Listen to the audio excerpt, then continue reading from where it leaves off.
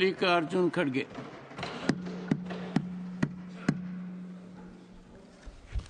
धन्यवाद सर, मुझे आपने विशेष मौका दिया, इसीलिए मैं आपका धन्यवाद करता हूं। और मेरी ये किस्मत अच्छी है कि सुनने के लिए गृह मंत्री भी यहाँ है, लेकिन गुफ्तगू कर रहे हैं, उसमें मैं डिस्टर्ब नहीं करना चाहता हूं कि आपके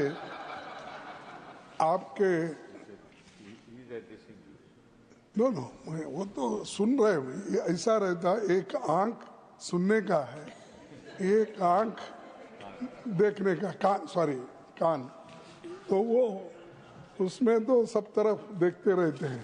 नहीं तो होम मिनिस्ट्री चलाते कैसा, लोगों को ईडी में डालते कैसा, सीबीआई कैसा चलाते हैं, ये सब बहुत उसमें तो माहिर रहे हूँ। सर, मैं ज़्यादा बात नहीं करना चाहता हूँ, घंटों से आपने मेरे को जो भी 10-15 मिनट दे दी है उसमें मैं ख़त्म करता हूँ।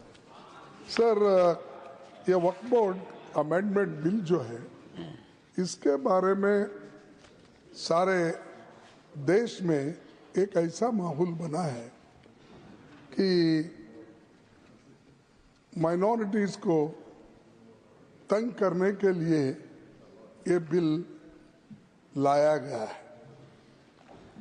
और ऐसा कोई बहुत से बदलाव अगर 95 के एक्ट से होते थे, 1995 के एक्ट से, तो हम मान लेते थे। जो वहाँ है इसमें डाल दिए, और जो नहीं डालना चाहिए ऐसे चीजें डाल दिए।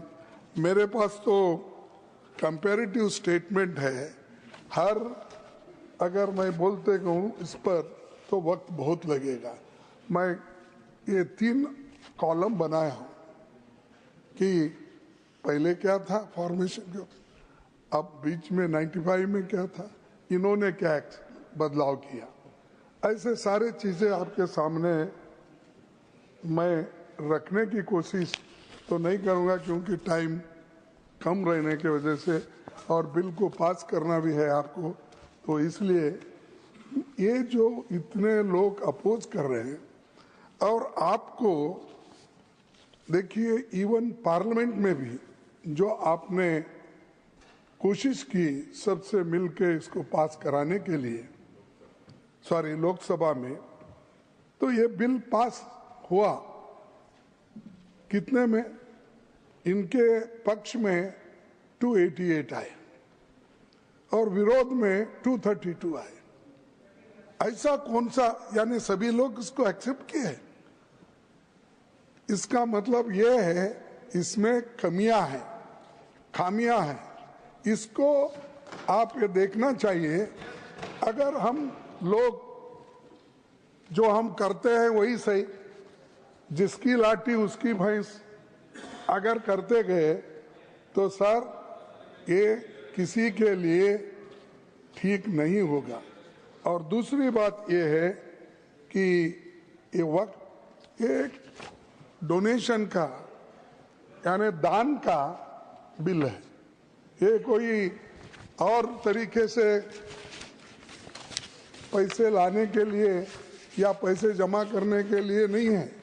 ये जो दान देता है या कोई इसको डोनेट करता है, वो मुसलमान हो सकता है, क्रिश्चियन हो सकता है, हिंदू हो सकता है, सिख हो सकता है, लेकिन ये सारी चीजें ध्यान में रख के आप करने के बजाय इसको आपने अलग तरीके से इसको देखकर जो माइनॉरिटीज के हकूक है उस हकूक को छीनने की कोशिश एक तरफ किए हैं, और दूसरी तरफ अभी कई वक्ताओं ने उधर से जो भी बोलते हैं पसमिंदा उनको और महिलाओं को ठीक करने के लिए, भाई ठीक है, लेकिन मैं आपका ये क्वेश्चन का आपने आंसर दिया है,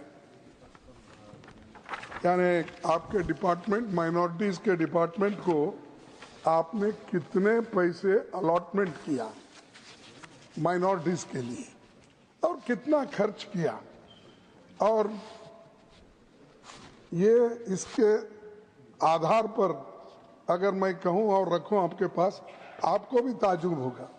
सर, एक 18,274 करोड़ रुपए इन्होंने अलोकेशन किया 5 साल, जिसमें 3,574 करोड़ खर्च नहीं हुए। ये इनका गरीबों के वास्ते जो उनका जो सोच है इससे मालूम होता है। और उसमें और भी बजट कम करते करते करते गए। 1920 में 4,700 और 2020 में 2019 हाँ 2019-20 तो उसमें इन्होंने 4,700 करोड़ रखा था, वो भी खर्च नहीं करे। 194 करोड़ उसमें बाकी रखे। 2021 में 4,005 तो उसमें भी फिर अनस्पेंट मनी 6 करोड़। 21-22 में 4,346 में 21 करोड़ बाकी अनस्पेंट। 22-23 में 2,612 फिर 1,775 अनस्पेंट। फिर 23-24 में 2,608 और अनस्पेंट 1,576। टोटल 18,274 में 3,574 अनस्पेंट मनी। एक तो 4,700 से घटाते घटाते अब 2,608 करोड़ पे आए। क्या यही है आपका? माइनॉरिटी के साथ, गरीबों के साथ हम भलाई करेंगे? क्या भलाई? एक तरफ बजट काट रहे हो, दूसरे तरफ 250 बजट को आप खर्च नहीं कर रहे। तो ये दर्शाता है कि आप माइनॉरिटी इकोनॉमिकली डेवलपमेंट करने के लिए या उनको एजुकेशन या हर तरीके की सहूलत देने के लिए आप तैयार नहीं हैं, इससे ये मालूम होता है। और उनके जो 5, ये आपने पहले बजट में बताया था, तो 5 उनके स्कीम को बंद कर दिए। 5 स्कीम्स। एक मौलाना आजाद नेशनल फेलोशिप को बंद कर दिया। इंटरेस्ट सब्सिडी एजुकेशन को देने का लोन वो भी बंद कर दिए। फ्री कोचिंग को बंद कर दिए। सपोर्ट फॉर स्टूडेंट्स वो भी बंद कर दिए। उसके बाद scheme for providing education in मदरसाज minorities वो भी बंद कर दिए। ये सब स्कीम आप एक तरफ बंद कर रहे हो, दूसरे तरफ बोलते कि गरीबों के लिए, महिलाओं के लिए, पसमानदा मुसलमानों के लिए एक तरफ कहते। अरे आप कम से कम इसको रिव्यू करके आप खर्च नहीं कर सकते? हर साल आपका बजट होता है, आपका फाइनेंशियल टारगेट होता है, उसी के साथ फिजिकल टारगेट होता है। तो आप देखने वाले नहीं हैं और बात तो बड़ी बड़ी करते हैं। और बड़ी बात करने वाले कभी ऐसा मुझे लगता है ज्यादा झूठ बोलने वाले लोग। नहीं, ओके, डिलीटेड। असत्य बोलने वाले लोग, ये भी छोड़ो, सत्य न बोलने वाले कर दो। नहीं भाई, असत्य बोले तो सत्य से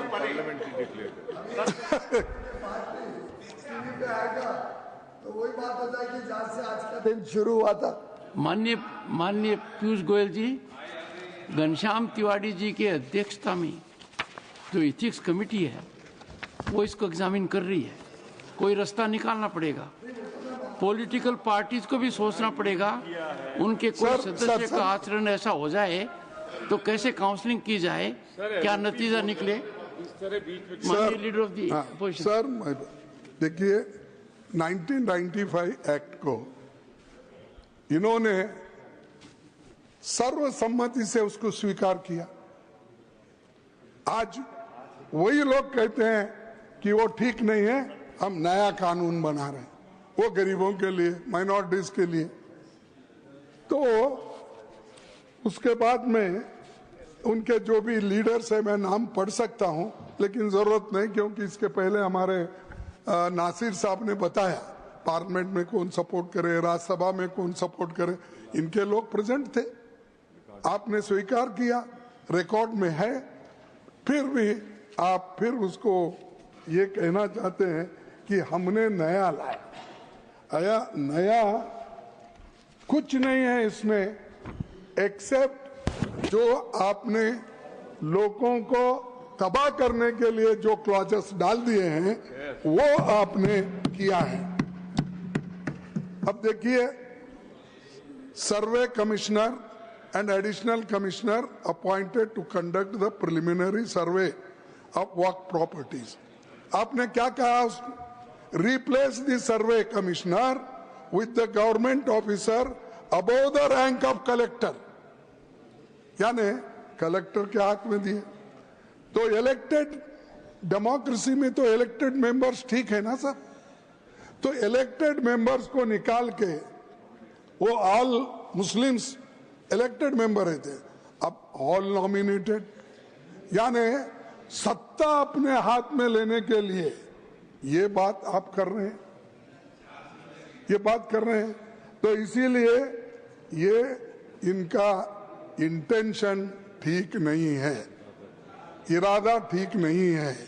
ये ऐसा ही अब वक्फ बोर्ड के प्रॉपर्टीज को जमा करके इसका एक लैंड बैंक बना के क्या किस बड़े ने बिजनेसमैन को देते, कॉर्पोरेट को देते, मुझे मालूम नहीं, क्योंकि अभी बाहर नहीं आया। अब गवर्नमेंट का ही बेच रहे हैं, ऑल पब्लिक सेक्टर्स बेच रहे हैं। अब ये तो छोड़िए, मुफ्त में मिला तो सबको खिलाएंगे, बफे सिस्टम के जैसा, जो पहले आएगा वो खा लेगा। तो अदानी, अंबानी ऐसे लोगों को खिलाएंगे। तो सर ऐसा ही अब किरण रिजिजू ने बफे सिस्टम रखा है, तो वहां पर जो पहले जाएगा वही अच्छा खाना खाएगा। लास्ट में अगर हम पहुंचेंगे कुछ भी नहीं रहेगा। ये ऐसा ही है इनका। तो ये अरे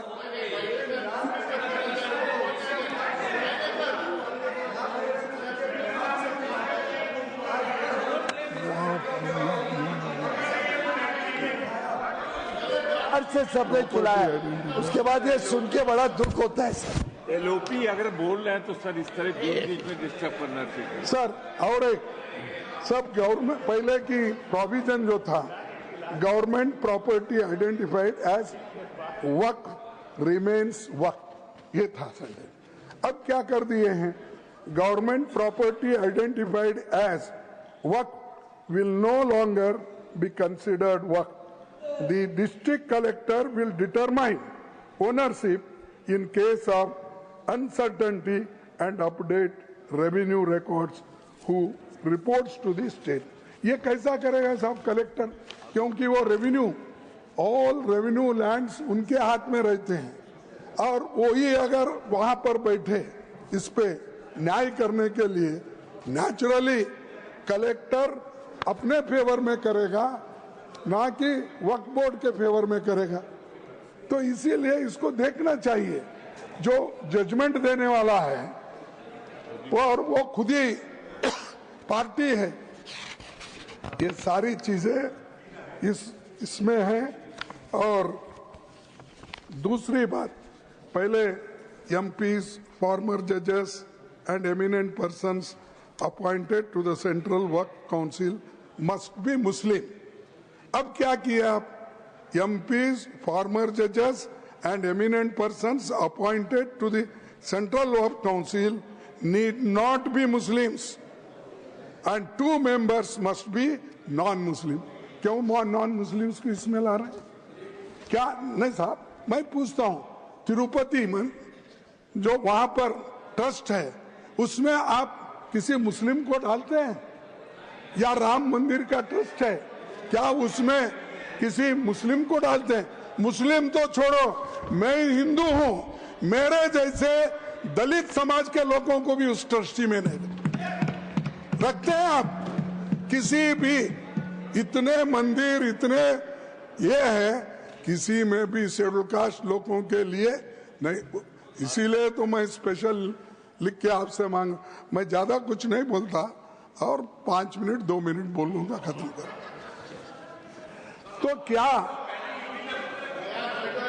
अरे भाई सर ये देखो, ये लखनऊ के हैं और इनके सब नेबर्स मुस्लिम है, कम से कम इन्हों प्रोटेक्ट करना चाहिए, इन्हों तो प्रोटेक्ट करना चाहिए।